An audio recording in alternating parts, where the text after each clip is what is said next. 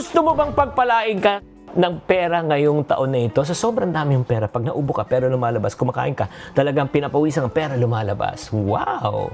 Alam nyo ba na maraming pong ika nga pwede natin gawin para tayo magkaroon nun? So, paano yan? Pag-usapan natin to. Magandang araw at tanghali po sa inyo. This is Chingitan, your pambansang wealth coach. Siyempre, tuwing Chinese New Year, again, maraming mga tradisyon, di ba? Mga pinapaniwalaan na pamahiin. Oo. Kaya nga pag-usapan natin ano yung mga magaganda at hindi magagandang gawin. Ay, ito lang sa likod ng pamahiin na may isang malinaw na aral kung paano mo sisimulan ang tamang bagong taon. Oo, ikaw ba ay maniniwala sa tradisyon? O ikaw ay maniniwala sa intensyon kung paano ka dumiskarte? Okay.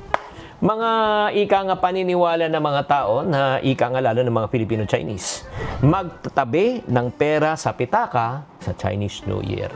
O, ayon daw sa tradisyon, kasi kung may laman daw ang iyong pitaka, yung susunod ng buong taon ay tuloy-tuloy na ika nga magkakaroon ka ng maraming pera. Kaya kung payat ang iyong pitaka at walang laman, ay nako, yan din daw ang mangyayari. Pero para sa akin, mas maganda na meron kaysa wala, di ba? Pangalawa, may mga iba naniniwala na maggumamit daw ng pula o red wallet. Ang pula daw ay isang simbolo ng kasaganahan. Kung meron kang talagang mga pulang damit, pulang pwede mong gamitin, di ba? Ako ay nagpupula kasi yan ang binibigay ng aking nanay nung ako ay bata pa. Pangatlo, alam mo isa pang ginagawa ng mga Chinese pag Chinese New Year? It is better to give rather than to receive.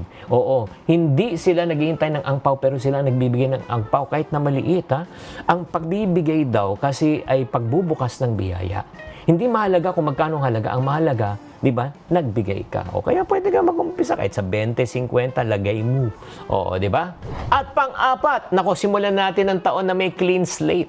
So anong pong gagawin natin? Bayaran po natin ng ating mga utang. Kailangan ba buuin? Hindi.